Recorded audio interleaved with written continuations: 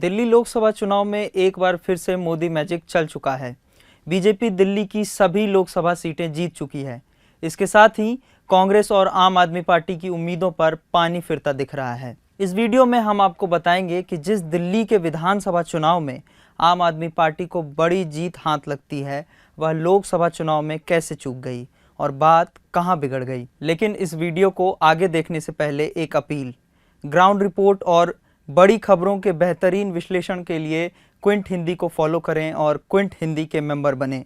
Member बनने का link आपको इस वीडियो के डिस्क्रिप्शन में मिल जाएगा। दिल्ली की सभी 7 सीटों पर बीजेपी को सफलता हाथ लगी है। बता दें, बीजेपी ने 7 में से 6 सीटों पर उम्मीदवार बदल दिए थे। वहीं कांग्रेस और आम आदमी पार्टी ने बेहतर प्रदर्शन की उम्मीद में गठबंधन किया था, लेकिन ये दांव इंडिया गठबंधन के काम नहीं आया। जवाहरलाल नेहरू यूनिवर्सिटी में सेंटर फॉर पॉलिटिकल स्टडीज़ के प्रोफेसर हिमांशु रॉय इन आंकड़ों पर कहते हैं, हर कॉन्स्टिट्यूंसी या हर स्टेट का एक अपना नज़रिया होता है या रिक्वायरमेंट होता है। कई राज्य या सीटें स्थानीय मुद्दे पर बहुत हावी होते हैं, तो कहीं राष्ट्रीय मुद्दे पर सारा जोर होता है।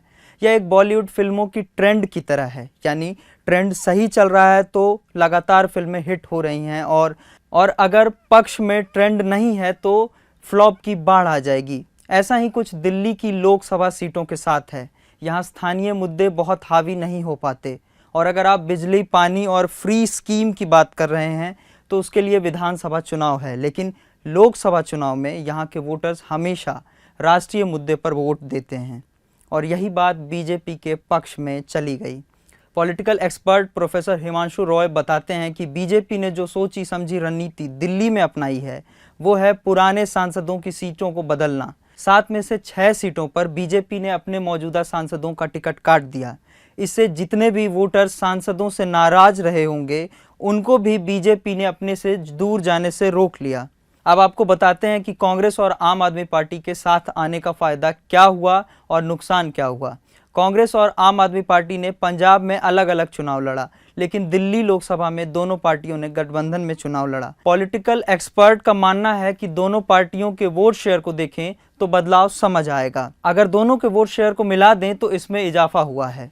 अगर आम आदमी पार्टी और कांग्रेस ने गठबंधन ना किया होता तो कई सीटों पर जमानत जब्त हो सकती थी। खासकर कन्हैया कुमार के सीटों पर ऐसा होना तय था। दिल्ली लोकसभा चुनाव में ऐसी कुछ सीटें भी रही जिसकी चर्चा काफ़ी समय से थी। सबसे पहले उत्तर पूर्वी दिल्ली लोकसभा क्षेत्र की बात करते हैं। इस सीट पर मुकाबला मनोज तिवारी और कन्हैया कुमार के बीच टक्कर में था। मनोज तिवारी बड़े मार्जिन से भले ही जीते हों, लेकिन शुरुआती रुझानों में कन्हैया कुमार उन्हें टक्कर दे रहे थे। वहीं नई दिल्ली सीट भी चर्चा में थी, क्योंकि इस सीट पर दिवंगत बीजेपी नेता सुषमा स्वराज की बेटी बांसुरी स्वराज चुनाव लड़ रही थी। बांसुरी स्वराज बड़े अंतर से चुनाव जीत चुकी हैं। इसके अलावा एक और सीट जिसकी काफ़ी चर्चा है, वह है चांदनी चौक लोकसभा सीट।